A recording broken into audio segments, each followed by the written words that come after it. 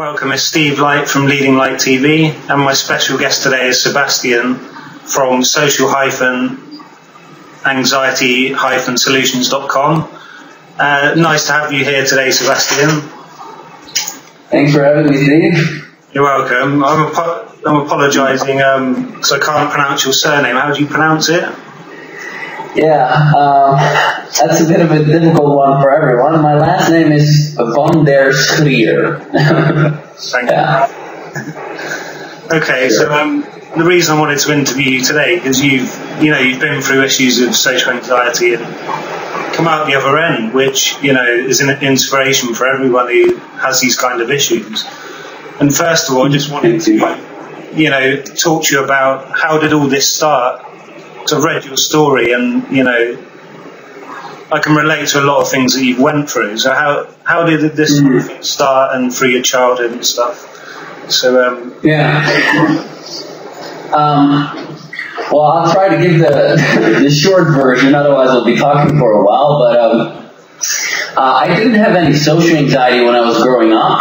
I was a pretty outgoing kid, and but at age 11, in fact, I was not so nice, but I was the strongest of the class, and that kind of comes with a certain authority, and I would tease people sometimes, and at one point, my teacher kind of got back at me, or at least that's what I think she did. I was kind of the teacher's pet.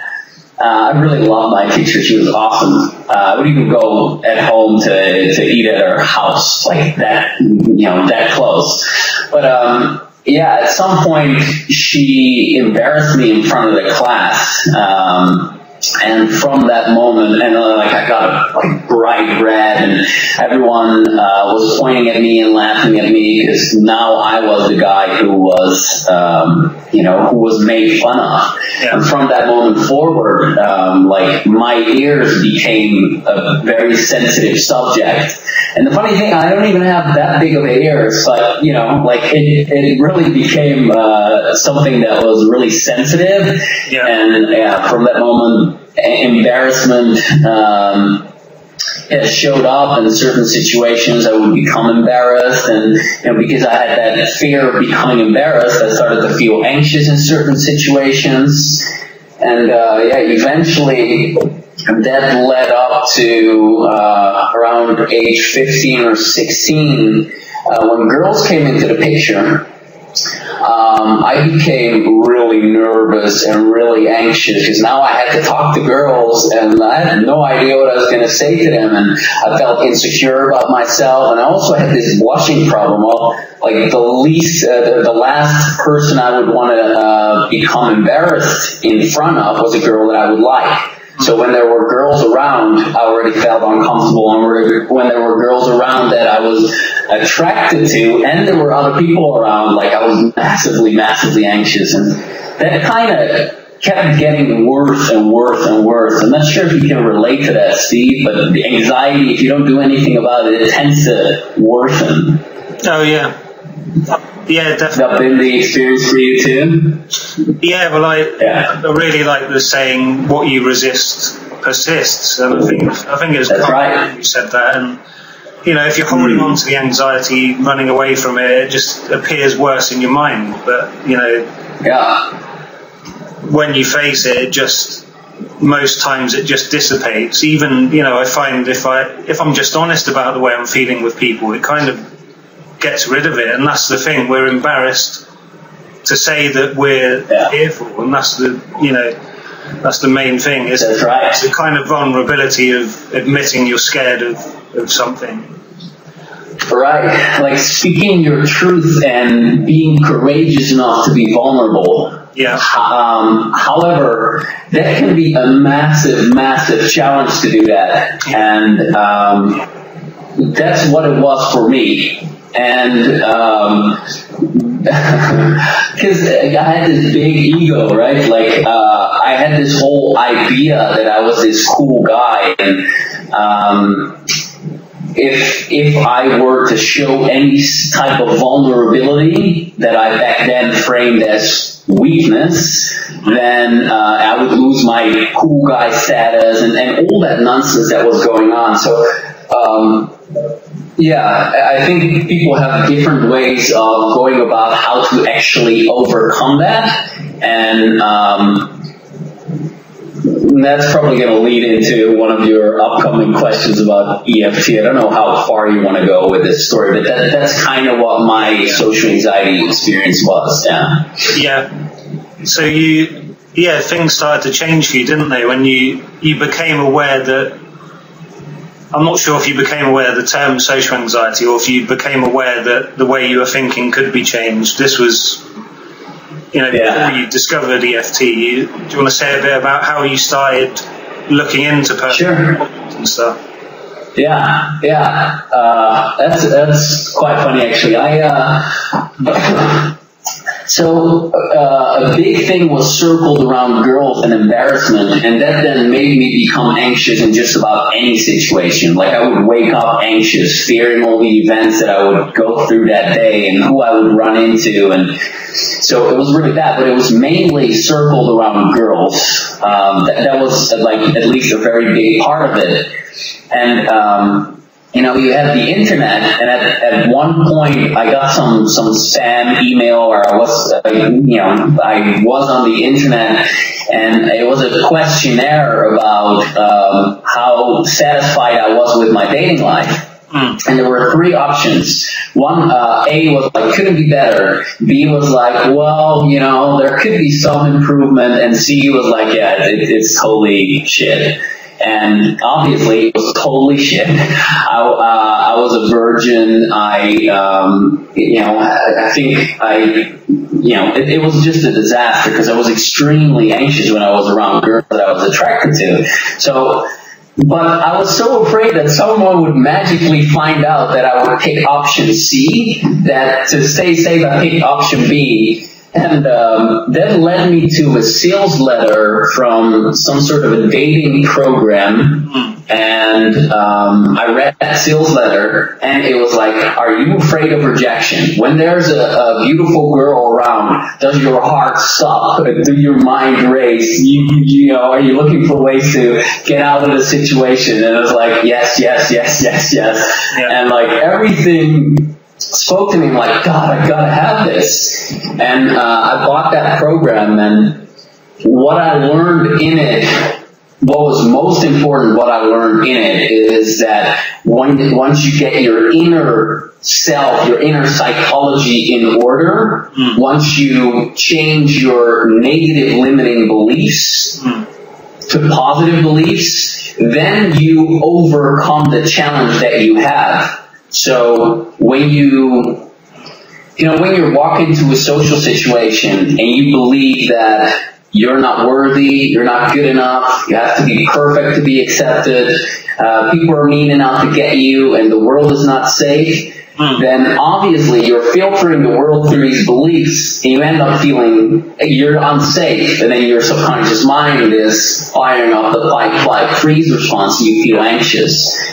And I learned there that if you change your beliefs from negative to positive, you can overcome your problem. I didn't know it was social anxiety at the time. Yeah. I just thought, I'm afraid of girls. And but yeah, later on I found out that what I was dealing with was actually severe social anxiety disorder, because it was generalized and in all situations. Yeah. And that was really something so exciting that I found that information. I was like, wow, I can actually overcome this. There is a way to get out of what I'm into, because I had no idea that I could change my mind, that I could change these beliefs. Because I just thought, this is just the way I am. I used to be pretty confident, and now I've become someone who's totally not confident and anxious, and that's just the person that I am. And so that really opened up, I'm 28 now, and I think this is when I was like 16 or 17, maybe 18, so at least like a decade of self-help journey that continues still today. Yeah, well, that's pretty amazing that you found out that so young, because I found out about social anxiety around the same time, but I didn't know that you can actually change your beliefs inside until much later on, and that was very fortunate of you to discover that, because when I first... I was so grateful, Yeah, that's really cool. When I first found that, I only saw the view of, doctors or more of the clinical side, which focuses on the symptoms rather than the holistic approach, I guess. And it wasn't until much later that I looked at NLP and all other kinds of technologies and stuff like that. And yeah, one of those was, I'm actually trained in TFT myself, and you're therapy. Yeah, and you're an actual coach in you're an actual EFT coach now, aren't you? So do you want to say a bit more about how you got into EFT and how you decided you wanted to become a coach in it and help other people? Sure. I'm a personal coach specialized in helping people overcome social anxiety disorder, but EFT is one of the main tools that I use. I combine it with NLP, for example, and various other techniques, but EFT is the main thing, the weird tapping. So I'm not sure if the people that are listening to this are familiar with what it is or not. Some may not. So maybe you could just say a few lines about what it is. Sure. Yeah. Okay, so I'll just tell you how I found out about it. So then I'll have an introduction to it. So I learned that you can change your beliefs. Change your belief from I'm not good enough to I am good enough. From people are mean to people are nice. And that was a revelation, but then I was like, how do you go about that? Well, I was told you need to visualize, you need to do affirmations. There are all these NLP exercises where you change, I did hypnosis, timeline therapy, like a whole bunch of things, and journaling, and it helped a little bit. But it was very, very, very slow. And I also did change your thoughts and face the things that you fear to find evidence of your new positive belief. And that stuff works, but it takes quite a long time, and that old negative belief is still there. So I kept searching for something that would be more effective in overcoming negative limiting beliefs. And eventually I found a video on YouTube where a guy was doing EFT, and he said, with this you can overcome any negative emotion or any negative belief that you have. And I was like, yeah, right. I mean, where do I have to sign up? Where do I have to pay? What's this scam here? But I was desperate enough to eventually give it a try, and it didn't work. And I kept trying. Eventually I did a workshop, and so what EFT is it's a psychological form of acupuncture. Acupuncture, I guess, Steve, with the needles and everything. This is like that, but instead of using needles, you tap with the tips of your fingers on specific points on your body where a lot of acupressure points come together. And that stimulates the amygdala, and that then releases certain hormones that calm down the fight, flight, freeze response. And, it looks incredibly weird, it looks stupid, but it's insanely powerful. And so it didn't work for me, but I kept going, and eventually at that workshop, I got results with the people that I was working with, and but they couldn't get any results with me. And then the workshop leader eventually started to work with me, and he then had me talk about the fact that I didn't have a girlfriend, that I didn't have any sex, something that was really important to me at the time. And I was talking about that in front of all the other people. So I got bright red, right? I got massively embarrassed, as you might be able to imagine. And as that was happening, he's like, okay, now tap. So stimulate those meridian points. And I started tapping. And as I started started tapping, I noticed the shame, the embarrassment, the humiliation, just releasing from my body. It was kind of like a drain, like a plug from a drain was pulled out, and it just flushed away out of my body. And in place for that came a feeling of relaxation and acceptance. Yeah. So as you mentioned earlier, I stopped resisting it. I accepted it, and what the tapping does is it lets go of the negative emotion that is connected to the problem that you have. Yeah. And so that's what EFT is, and that's how I found out about it. And once this worked, once I had this experience, he's like, okay, now try to get that feeling back. Try to get that humiliation, embarrassment back. And I couldn't. And I was able to then talk about it, and I was like, God, this is amazing. This is faster progress than I've made in these years of NLP and facing my fears together. This is just insane. And then I was like, okay, I'm going to study this, and I'm going to invest as much money until I'm completely free of anxiety. And then I'll get into coaching. And I started coaching a little over 3.5 years ago, and made a lot of mistakes in the past, but tried my best, tried to help as many people as possible, learned from the EFT masters, invested a lot of time, resources, energy in it, and it's fantastic, and I love what I do, and gets people amazing results, and EFT's awesome. Wow, that's so amazing. The way you described EFT, that's the best description I've ever heard, actually. The way you described it, Thank you. It was so succinct. It was, I had trouble myself when I was learning it, because I don't really use it for other people, but sometimes at my group, I'll do, have you heard of collarbone breathing? It's different because EFT, sure. It's like a TFT technique, and I use it a lot just to calm down and relax. And when people first come to the group, they can try that and then, ease into it and feel more relaxed. The thing is, it sounds... Can I say something about that, Steve? Yeah, sure, of course you can, yeah. Because this is a common experience for people that try out EFT for the first time. And like I said, it didn't work for me at first either, but I kept going because I read so many testimonials and saw so many free videos. But when it doesn't work, there's a reason for why it doesn't work.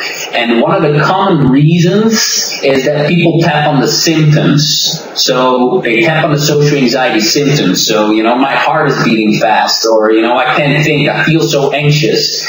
But what you want to do is you want to tap on the reasons as to why you have that anxiety. Yeah. So when we're in a social situation, we don't feel safe. We're afraid of becoming embarrassed, for example. Well, when you tune into that feeling of embarrassment, that embarrassment is it comes from stuff from the past. And there are a couple of traumatic memories where that embarrassment got trapped. Yeah. And you, in your day-to-day life, are still responding to those old traumas. And therefore you get that embarrassment back. So you actually need to tap on the underlying reasons for why you don't feel safe socially. And when you do that, you step by step get rid of all the reasons for not feeling safe. And as a result, you eventually get to a place where you feel safe socially. And when that is the case, you feel no anxiety anymore. And that's one thing that CBT is awesome, and changing your thoughts and facing your fears is essential and important, but there's a thing missing, and that is you need to clean up these traumatic events from the past that happened, because otherwise you still get triggered because you're still not completely safe. So a common thing that I've heard or read on forums is, you'll forever be anxious, and it's something that you have to deal with for the rest of your life. And I speak from experience, both personally and clients that I've worked with, that is not true. That is a false belief. That is just the experience when you don't get to a place where you actually feel safe socially. But with EFT, you can get yourself to a place where you feel safe socially. Wow, that's... So I'm sorry, I'm quite excited about this. Cause, you know, I'm excited too. It just, the way you've been describing things, it just, reignites my passion for when I did it originally. But what I was thinking before is the whole idea of it sounds so simple that people don't try it. You know what I mean? Because they think, right. well, I've been doing therapy for 2 years and I haven't changed. How is this going to help? And, you get the same with therapists as well who, they've done a degree and a master's and PhD or whatever, and then someone comes along with this new thing and they can hardly believe it because, they spent all this time studying something and then TFT and EFT come along and it's so simple. It's, What would you say to people who have never tried it and, perhaps think it's, it won't work for them or whatever? What would you say to them? Yeah, well, for one, try it out.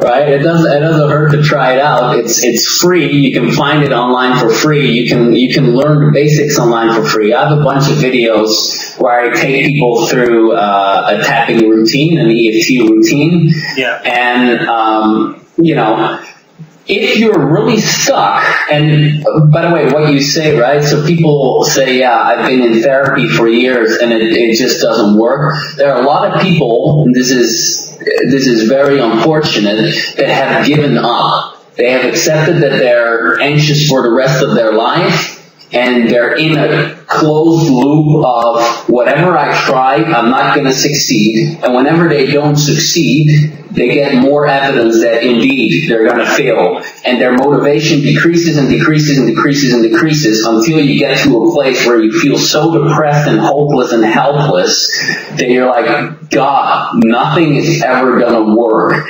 And then when you're at that place, your level of skepticism goes up to the top. Because your subconscious mind is like, hey, it's better to be skeptical about things, because if you try things, you're going to fail and you're going to hurt. So let's just don't do anything, be skeptical of everything, and, just stay stuck.